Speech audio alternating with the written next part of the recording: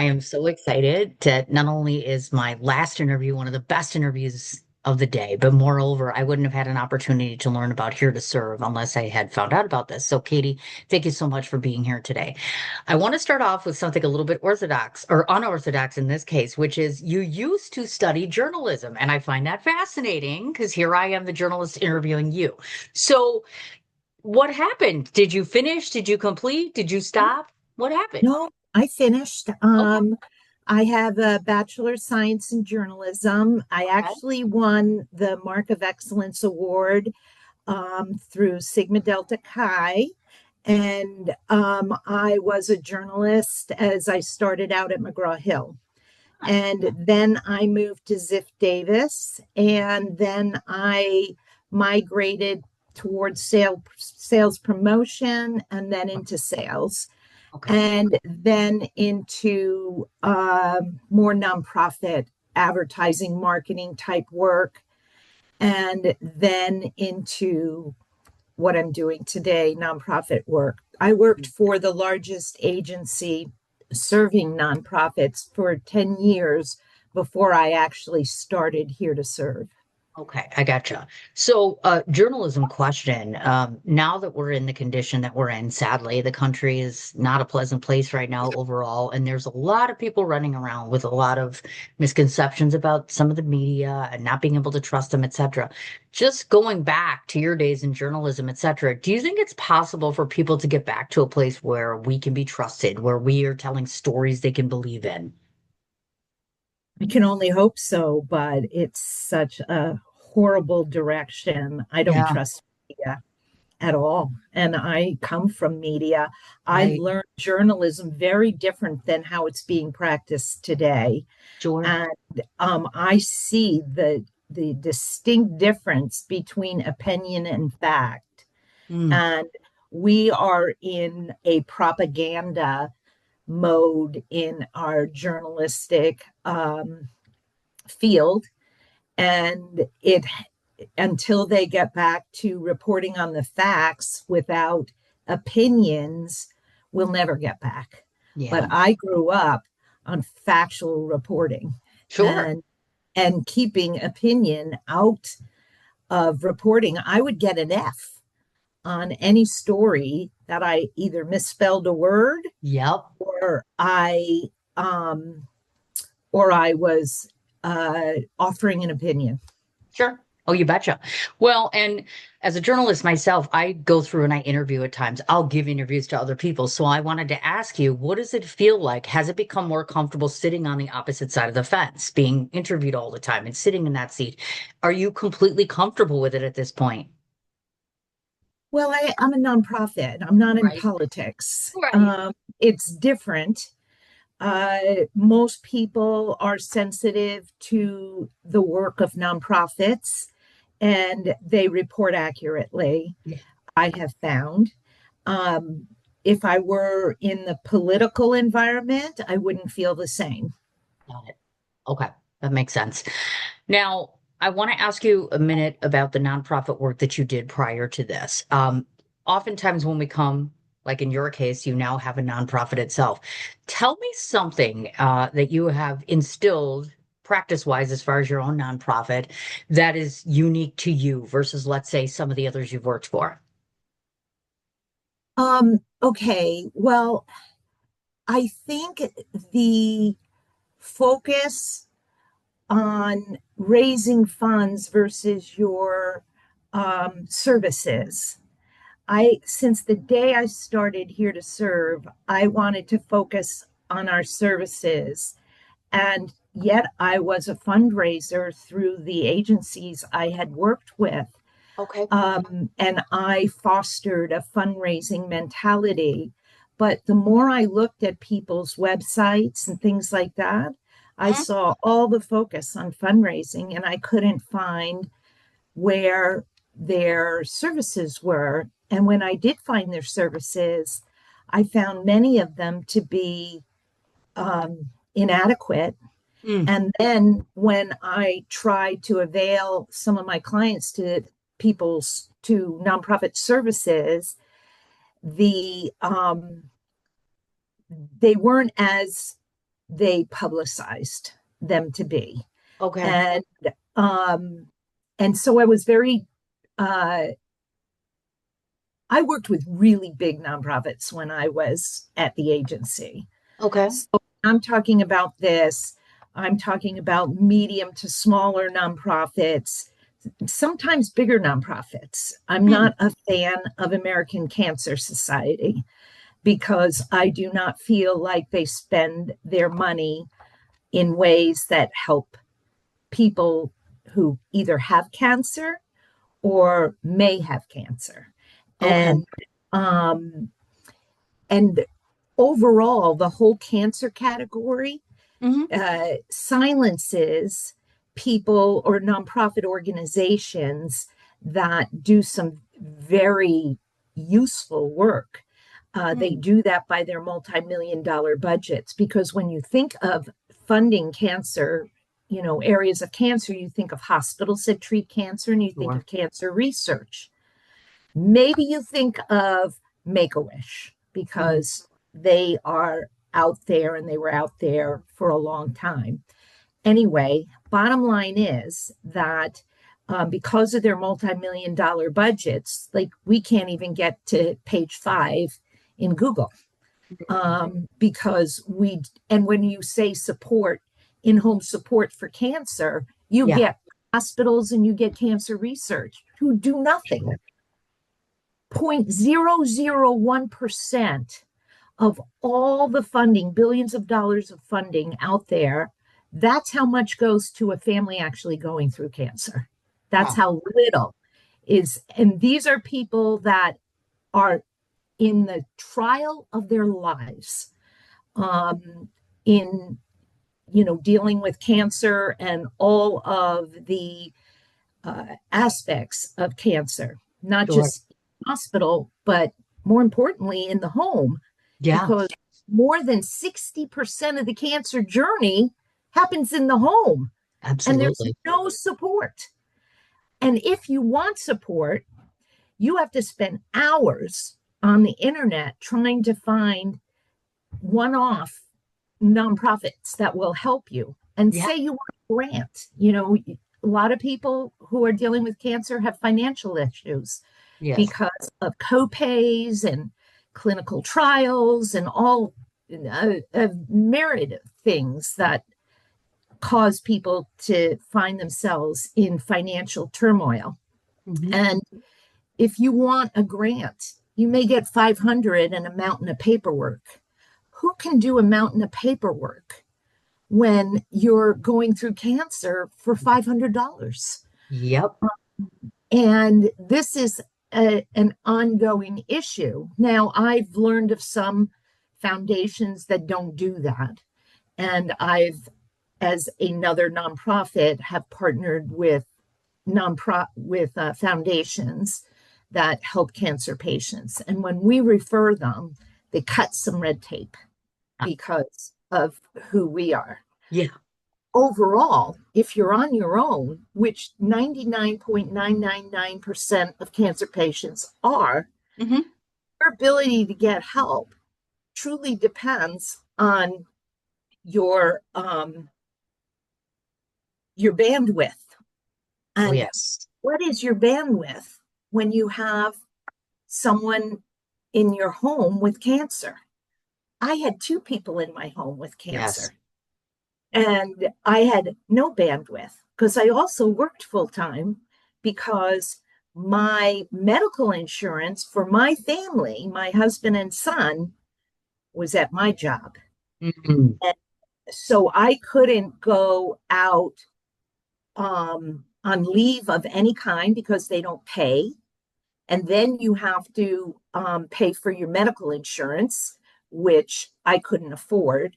Hmm. So fortunately, I had a work environment that allowed me to work out of a hospital room and come in periodically for meetings. Okay. And so I kept my job, but that's not how most people go through cancer. And Absolutely. I remember the hardest statement that I ever heard during the cancer journey of my husband and son was when I was in my son's hospital room with my laptop on my lap, and he said, "Mom, why are you even here? All you ever do is work on your laptop." And I was like a stab through the heart. Now he didn't realize what he had said to me, but Sure. I had no choice.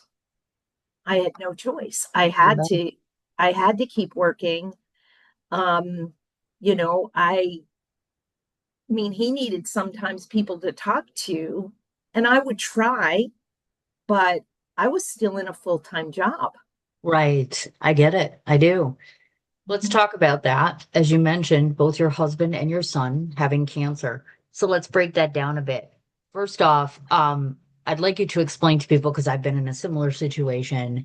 Um, what is it that you think that people do not understand most when it comes to the responsibilities related to treating someone with cancer at home? Gosh. Well, there's everything. I know. Um, there isn't anything that is normal when you have someone in the house with cancer. Visits, birthdays, holidays, making food, having to go to the hospital in the middle of the night, um, having having the person sick, having a list of drugs that you have to give them for 24 hours a day, every 2 hours in the middle of the night, you have to get up. Um, they have side effects. My son had also steroids, and he had intrathecal cancer treatments, went to his brain, seizures. Uh, he ended up with a Jekyll and Hyde personality. Uh, he had night terrors. I had to walk him through night terrors. Um, just getting food on the table, going shopping, making sure somebody's in the house all the time, making Sure. sure people don't bring in something, inadvertently. A cold could be deadly. I mean, my son ended up with sepsis, and, he almost died like 3 times during his cancer treatments. And you don't know this. Fortunately, I had a doctor friend that would come every day. He was also my pastor at my church. And he would give Brian the shots that he needed because I couldn't do it. My hand would shake. I couldn't give him his shots. And so he would come every day, and he caught the early onset of sepsis, which I didn't. You don't know because you look at them, they're sick. But how sick is sick to go to the hospital? Um, and fortunately, he told me to take him to the hospital. There is Mhm. nothing normal in the home. It is a complete reversal of normal to everything. You can't go to parties, you can't take your child anywhere, can't go out, can't go swimming, can't, enjoy friends unless they're masked up and have, you know, have disinfectant on their hands and so on and so forth. Yep. Nothing is normal. You bet. And one of the things that I noticed that you had talked about, which I think a lot of us families feel, is it's overwhelming just to get the diagnosis. It's overwhelming to have all the responsibilities, but more so, it's overwhelming to watch someone you love getting sick.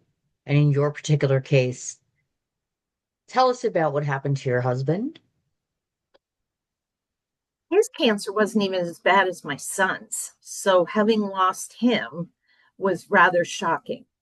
Um, they were diagnosed only a few months apart.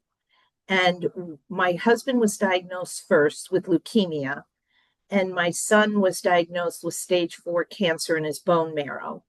And my husband was at UCLA being treated there, and my son was at City Hope, crosstown. I couldn't be with both of them at the same time. And so my husband was like, he just dismissed his cancer like it didn't exist. Um, and he wouldn't let me come with him because He'd rather me be with Brian, my son, our son. Yes. And he dismissed it to the point of honestly not taking care of himself. He took, he did the drugs that he was supposed to do, but I don't think he worked very hard on changing any lifestyles that would have enhanced his ability to heal and be done with cancer. Um, he actually was on a drug that I didn't ask enough questions on, and I should have, called Tasigna. And that drug caused him to have bilateral pulmonary embolisms, which is what caused his death. Ah, okay, now I understand. How old was he when that happened? 57. Okay.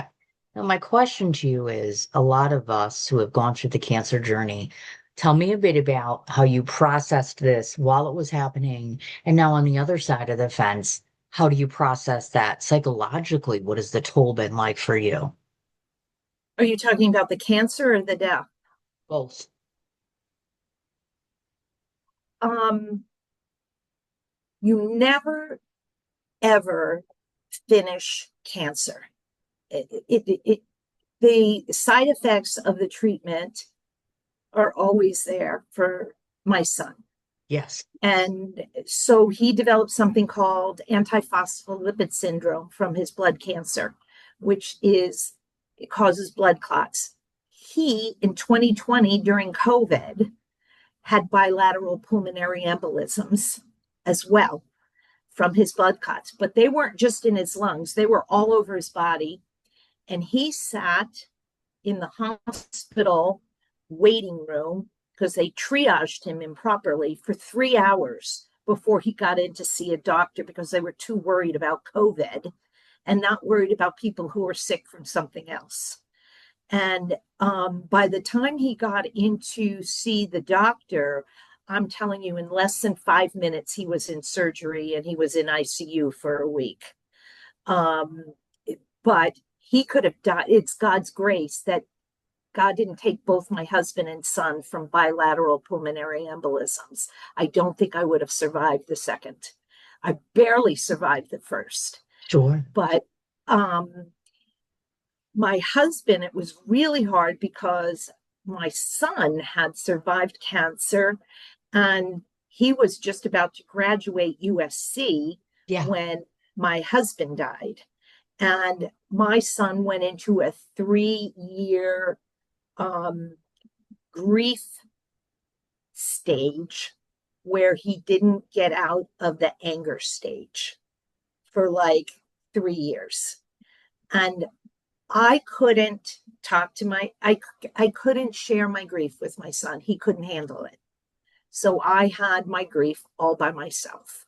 And that was extremely debilitating to me, because I couldn't talk to anybody. I tried to go to a grief counselor, but like anybody else, you got to find the right one. And Sure. I didn't. I felt like I was just throwing money away to sit there and cry. I can do that with a friend. I don't feel like they helped me. And so I stopped throwing the money away and I just stopped and just handled my grief on my own, for many years. And then I tried really hard to focus on my son to get past his anger. And it was our pastor at our church who finally got him through the grief, the anger phase of it. And then he and I went to counseling so that we could kind of put our relationship together because the three of us were kind of a team and missing that link. It was an odd because my husband and son were very, very close. Not that I wasn't close with my son, but they True. were into sports and all kinds of things. And so we had a different kind of relationship and we had to establish it in a different way. So we went to counseling together to Ah, try and see if we could, have a relationship that was different than what it was when my husband was alive. oh, you betcha. And the other thing that I note is your son is not only doing okay right now. Well, here's the really cool part. My son did graduate, and he actually graduated from Annenberg School of journalism, and Ah, but he went into sports media, and okay. he because my husband and him big sports fanatics. He's a walking, talking almanac of sports. He knows Oh, so much on statistics and such. So Brian went into sports media, and then COVID hit, and everybody lost their jobs, including him. And and so uh, he felt God had talked to him in a dream. He'd always felt like he had a calling on his life and thought early on that he might be a youth pastor. But then as time went on, he wasn't convicted about that. And so um, he made the after this encounter with God, he went back to Fuller Seminary and got his master's in clinical psychology. And my son is a psychotherapist, and wow. yes, he helps people through their trauma. And for 10 years before I started Here to Serve, I was working with homeless ministries. And I brought my family into that world. And I traveled all over the country to different homeless ministries. And sometimes I brought my husband and son. And so when both of them were going through cancer, all the heads of these homeless ministries were praying for my son and my husband. And when we had our annual convention, I brought my husband and son, and they got a big standing ovation after they had made it through cancer treatments. Now, my husband did end up passing away Yes. a couple years later from the pulmonary embolisms using a Mm. drug that was meant to keep his cancer in remission, and it gave him the pulmonary embolisms. But at that time, it was a big victory. So my son today works with homeless, unhoused, and homeless people, helping them through the trauma of homelessness. Oh my gosh, look at that. Mhm. Um, One of the other topics I wanted to talk about is you had spoken about this happening during COVID and not having the ability to see your loved ones, which I, of course, had the same experience.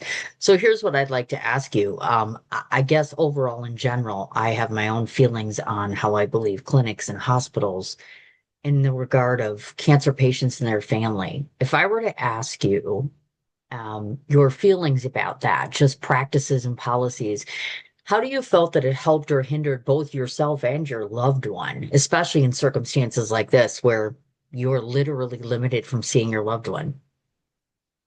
Was horrific. I don't even know. I watched my patient families go through it too. What happened is sometimes, because I work with a lot of pediatric cancer patients, and you can't leave a child alone in a hospital.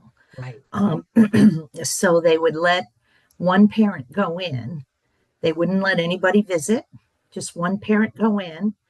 And you had to take COVID tests, Hmm. obviously, before you went in every single time. You had to stay a minimum of X amount of days, Sure. and then another parent could replace you. Well, if you're working or things like that, this put a tremendous burden. We lost kids during COVID. No funerals, no memorial services. Um, it was the most horrendous. Brian, when he went into the hospital, all I could do was drop him off. They wouldn't let me in. And I sent him with his cell phone and a cord to plug into the wall so he could stay on the phone with me the whole time. Meanwhile, I'm calling everybody and his brother that I know over at Huntington Memorial Hospital to get him seen, just because he was waiting there for hours. And even with all the connections I had, I couldn't get them seen until they were good and ready to see him 3 hours later. And so the emotional burden during COVID for cancer patients was unrelenting and un- unconscionable what they did, closing down everything the way they did. Um, I'm a compassionate person, and I probably leaned a little left because of that. Um, I don't anymore. Um, I see all the faults and the things that have happened to hurt people economically, emotionally, physically.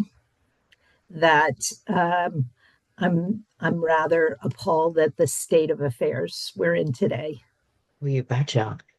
Um, I'd like you to tell us what you believe we should remember about your husband, Silvio. Obviously, he's part of the reason, along with your son, as to why you started here to serve. But tell me what we need to know about him. He started it with me. Um, he was still working. He was a teacher and he was still working, but he was my biggest supporter. Whenever I would work crazy hours, and one of my biggest regrets is a lot of times he'd want to go out or do something, and I'm, with my laptop, and no, I got to work, I got to do this. I didn't spend enough time with him before he died. My 25th wedding anniversary, um, I couldn't even go out to eat. We went out to eat, and then I went back to work till 10 o'clock at night. That was our last anniversary. Um, my husband never made me feel bad about my commitment. He always supported me. He always felt it was the right thing. Whenever I would question, what am I doing? This is nuts. I'm a middle class person. I don't have friends with deep pockets. How am I going to support this nonprofit? Um, he'd be he'd be the person out there pushing and helping, and he he's the social person. I'm People think I am. I'm not. Hmm. I'm the person who wants to crawl into the corner and turn into a puddle. Huh. Um, he'll go into a room of 100 people he doesn't know, and he'll come out with all of them friends. I will go in holding his coattails, and he'll be introducing me. So when he died, I was like, how am I going to do this by myself? And and I would come out of there, exhausted, and he'd come out of there on fire. Like, wow, we met this person and that person, and this is going to happen, and that is going to happen. And I'd come out, and all I wanted to do was go to bed. I was so exhausted. Mhm. And I had to learn how to go to places and do things without him there. And that was very hard. That was extremely hard for me. Um, I've tried to be out there, and I had to make a decision when he died whether I was going to keep here to serve going or go back to work. But I lost my house to stay with here to serve, um, because we couldn't raise enough money for me to stay in that home. And my husband did not have life insurance. And so he kind of left me penniless and without his salary. And I was running a nonprofit that wasn't making enough money. So I had to make the hard decision to let go of my house. Well, today I'm paying as much as I paid for my mortgage in a rental. Oh gosh. I guess I have to ask the question then. What do you think he would say right now about the work you've done so far? You go, Katie. Good for you. Let's talk about here to serve. because I'm so proud of this. First of all, you're located in California. This is more of a practical question, really. Of all the things that I've learned in doing research, there are a number of nonprofits in your state. Was that intimidating to you at all? Meaning, were you concerned about being able to get the support you need for the type of work you do? You know, naivety ruled my brain at the time. I was so on fire that I didn't realize, as much as I'd been in the nonprofit world and worked with big nonprofits, I had never worked with a grassroots nonprofit, completely different. So I came in believing that I could do this. And that, looking back, would I have done it again? Knowing what I know today and what I went through? No, I wouldn't. Because it's been really hard. I've had to go through many phases where I didn't get paid at all, Mhm. trying to survive, to keep it going. I wanted to keep it going for Sil because he believed in it and believed in me. And our biggest challenge is fundraising.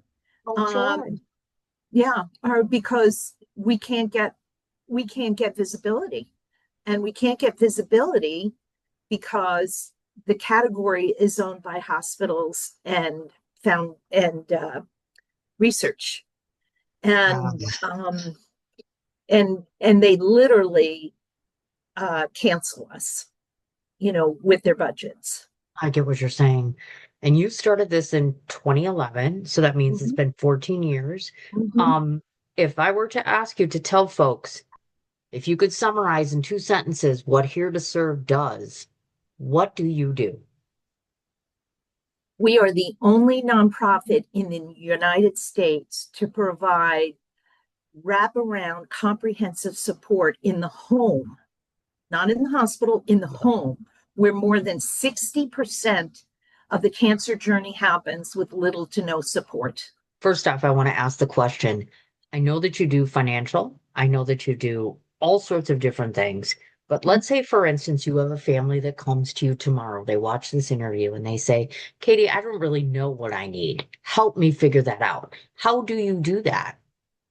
Well, we have a number of different aspects of our program, and it depends on when they were diagnosed. If they were diagnosed 3 years ago, they they don't have the opportunity for me to develop what's called a care community. We need, and that's one of the big problems I have by not being known and seen, is people come to us when they're way down the line in their treatment, and we can't help them as much as when they were first diagnosed. If we get them when they're first diagnosed, we can help them all the way through to the end.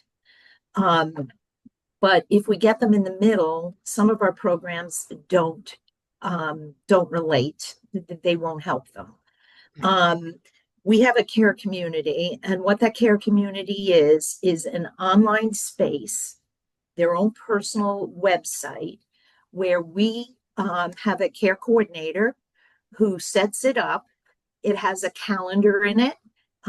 We can put on the calendar meal schedules. We can put on the calendar birthdays, holidays, um, shopping needs.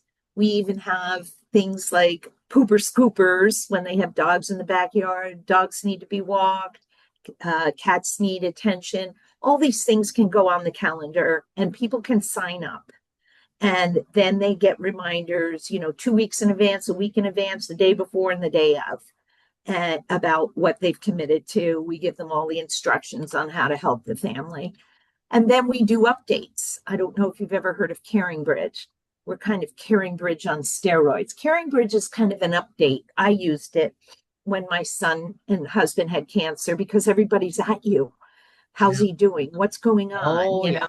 Text and this and that. Well, I couldn't handle that. So I put it all on Caring Bridge. Well, we're Caring Bridge too, but we do so much more than just Caring Bridge giving updates. So Sure. we have this update portion of our platform where people can send well wishes, and We put in updates, pictures, and what's going on with the family. I usually set up their GoFundMe page, although I don't use GoFundMe as much anymore because of their fees. I use a different Ah, platform. sure. But we set that up for them and we run it for them, and we raise tens of thousands of dollars that they Oh, never would be able to raise on their own because they don't know how to do it. And my fundraising background, obviously, I know how to do it. sure. And so we do fundraising, and then we have a database of all these different foundations and support nonprofits. So we find out, we ask the questions, we do an intake. One of We the other things that I noticed besides just the financial aspect is you have emotional assistance and caregiver assistance. Tell me a bit about what that looks like.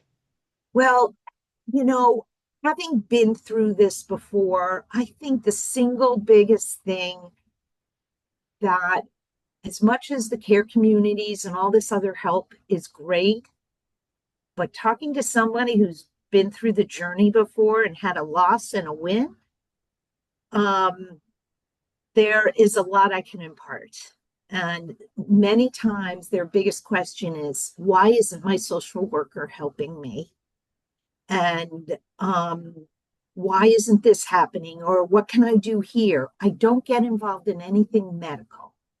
Um, Support, yes. Medical, no. Um, I I I may talk about integrative if they are interested in integrative, and give them resources for that, but I don't give them directions. Um, and For instance, if I had a conversation, why isn't my social worker helping us? People don't realize that social workers are overwhelmed by hospitals, and hospitals are very different than they were 14 years ago when I first started. They were patient care centric. They even had VPs of patient care, people that were nurses that, really focused in on patient care. Now, and I can say this without deviation, across the country, they're interested in money, being paid. That is it. The Mhm. patient care aspect of hospitals is long, long, long gone, except maybe St. Jude's. But good luck getting into St. Jude's. I've had too Right. many people that can't get in. But any other, the hospitals, the people that are running them today are money people. They are not the doctors that once ran them. When I was first doing this, doctors ran Yeah. hospitals. Oh, sure. You bet. Now financial people, and they're dictated to by two of their departments, their development department, which is their fundraising department, and many hospitals have stopped connecting with nonprofits because of their development department. Their development department do not want other nonprofits competing for funds using their name, like we work with City of Hope. I launched at City of Hope, you know Ah. I launched at City of Hope and they managed to get me out. And then at Children's Hospital LA, they stopped using all nonprofits except foundations who would pay their patients so they'd get paid. So Hmm. they'll work with foundations, but they won't work with service organizations. The other department is their legal department. They don't want to get sued. Of They're course. like, oh, and I've heard this from the vice chancellor of UCLA said this to my face. So I'm not blowing smoke. And the and the same is true for the legal stuff. I've heard it from the horse's mouth. We're the bigger target. We're not going to work with you. You do something wrong, they're not coming after you, they're coming after us. We've never done anything wrong. I don't know what wrong we could do working from the Sure. home. You betcha. Speaking of the work, I know that you work with families, as I understand it, with either children or young persons with cancer. So typically that's the majority of the people that you get, correct? We work with children Okay, and parents with young children in the house. So if the got it. parent gets cancer and they have young children in the house, school age or infant, Yeah. we work with them too. Okay, I've It's gotcha. families. We work with families. Gotcha. Okay. Now I know this thing that you're coming up actually for Thanksgiving. I saw the Thanksgiving meal baskets 2025. Tell everybody what that is. Um, that we can only do that locally. And Oh, since okay. we're nationwide, our bigger program is Adopt a Family for the holidays. Gotcha. Um, Okay. and I'll just briefly tell you about we partner with Bel Air Presbyterian, and they do a big Thanksgiving basket program. We tell them how many we need, and we get volunteers to go pick it up and then deliver it. They do not do any fresh um, vegetables, so I always add. But we do Okay. give them a turkey and we give them stuffing and rice and beans um, and corn and but it's all canned and things like that. So when I do my group here Yeah. in the Los Angeles area, I add sweet potatoes, and green beans um, Nice. to the meals that we deliver. Okay. And but our big program is Adopt a Family for the holidays. For some reason, I get a ton of requests for new families during this 3 month period, October, November, December. Ah, okay. Don't know why we get such an influx of new families during this time, but we do. Okay. And one of the first things, besides setting them up on a care community, is I set them up on our holiday program. It's not always Christmas; it's Hanukkah. It's Yeah. whatever they celebrate. And one of the ways that I've been able to do this, even with people across the country, is I figured out how to do it with Amazon. Hmm. What we do is we have this gift guideline sheet, and we send it out to our people who adopt families, and then we do a spreadsheet with each family member, including mom and dad, and all of their sizes, their age, their favorite colors. And then on the last box in the spreadsheet, I put in a URL to Amazon of their wish list. And because Amazon delivers everywhere in the country, we can do this program with any family, and we do. Sometimes we're able to match families in the same area, and I try to do that. So because some people like to deliver in person, but Yeah. I try to remind people that this isn't Christmas. Christmas is yet to happen. You're just delivering the gifts, and a lot of Right. times they want to hide the gifts, so they don't want to make a big deal about it. So if you're going in thinking, wow, that isn't, they're going to tell you to put it in the garage or something, Sure. so it isn't the timing to go out and be celebratory. It is really just a Okay. service situation that you're going to be doing.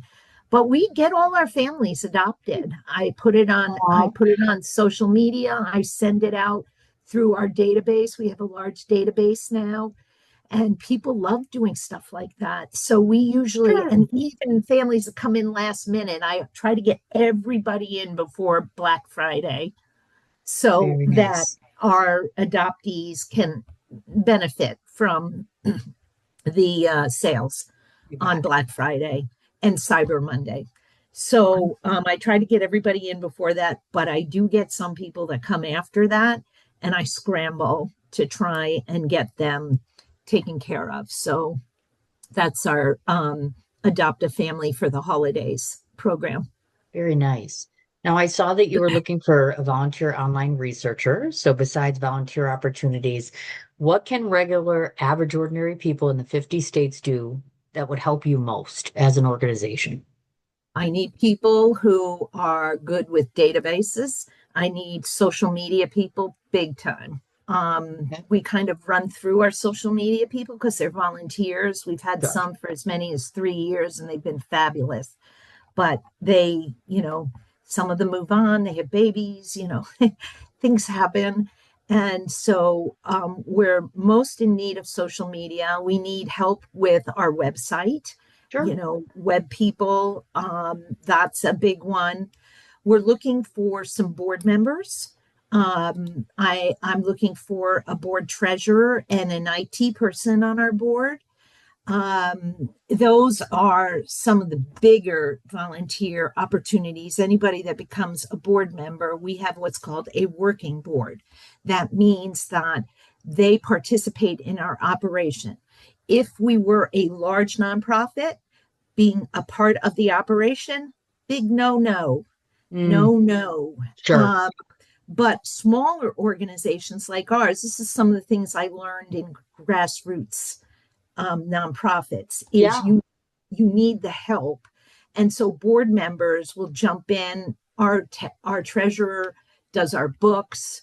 Yeah. He helps with doing our budgets when we're writing grants. Our IT person troubleshoots all the time. My computer goes down. I'm like, Jonathan, what did I do? Right. Um, and they put in approximately 5 hours a week, our boards. We have PR person on Yep. our advisory board. You met Matt. Yes. He's on our advisory board, Dominique. We have social media people, but we need more. That's just Okay. a smattering of what the kinds of things that we need. And of course, anyone can donate if they choose to, correct? Of course, the That's a more big the one. better. Yes, absolutely. Now, if anyone wants to meet you, are there any upcoming appearances, events, certain things, places you'll be at? Because I'm certain after people watch this, they want to know who the person is running the organization. Do you have anything like that coming up or I scheduled? just had our big event on Ah, October 4th. You just missed. ah, It was huge. It was our biggest event ever. We did phenomenally. It was Take a Bite Out of Cancer. We had 9 different food vendors. We had a comedian. We had a mentalist. And we had I send, oh, I don't think I did. I'm going to send you something. okay. Um, we had somebody speak, one of our families that we currently serve, and we do a video of their child and the family, and they talk about how Here to Serve has helped them. And I have a lot of videos like that from Very every nice. year. Okay. Yeah, from every year. But I'll send you this year's one so That would be you can great. take a Yes. look at it and you'll get a feeling for what we did. For every family is different. We support families in different ways at different times. This family we gave a minivan to. And yep, reconditioned, looked almost new, leather interior, fully packed. And they got it for nothing. We had one of our employee or our not employees, one of our volunteers who worked for Toyota for 30 years, recondition everything inside the engine and, making sure we put 4 new tires on it. We did everything to get this. Remember when I was talking about nonprofits that have disappointed me? Yes. One of the ones was the vehicle nonprofits. They ask for your vehicles and they help people. Mm. I've gone to nonprofits that supposedly help, and I never can get a vehicle for one of our families. We have to find them ourselves. Those are some of the things that have been disappointing. Oh, I'm sure, without a doubt. I'm going to put all the website information and everywhere where people can find you on here. So my last question is, for the foreseeable future, let's say in 2026, what are you hoping for yourself and here to serve in terms of any big goals, any big thing at all We that do you're have looking some for? big goals. I mean, I'm not getting any younger, and we have to, at some point in time, do a transition to someone else running the organization. And I need to get a development director because I can't do everything. We do also need, as volunteers, care coordinators. I forgot to mention that. That is an important need for us. And we love to have people who have been through the journey or in some type of care, previous oncology nurse, social worker, people that have been involved and are just still want to stay involved in a meaningful way in helping families. But we need care coordinators. But the most important thing we need to move to the next phase is and that's our big one. And so we have to hit $250,000 in income for us to get uh, a person to help us with fundraising, a development director. I get And you. so that's our big goal for the Okay. next year. We might be climbing up. We're probably climbing up around 200,000. So between January and June, we have to find a way, which is our least productive fundraising season. We've got to find a way to raise $50,000 or more. That's a bit much, huh? Just a small, tiny little thing, folks. Um, This is what I'd like to say to you, Katie. Again, I appreciate your honesty. I appreciate your helping all these families. I am certain they tell us that our better halves are in heaven watching us and they're proud of us and they smiled on us. And although I didn't get to know your husband, I am without a doubt certain that he must be not only beaming with pride, but pushing you forward with every step of the way. It's so scary and so difficult to try to maintain something so large by yourself. You're a woman of great courage. You're a great, absolutely great role model. And I'm incredibly inspired and very, very thankful for everything you do. So thank you so much. It's a God thing. I can't do it by myself. There's Absolutely. days that I'm like, oh, I don't know how I'm going to make it, and God pushes me on, and I'm sure my husband's tweaking his ear, and That's exactly right. Yes, yeah, we absolutely.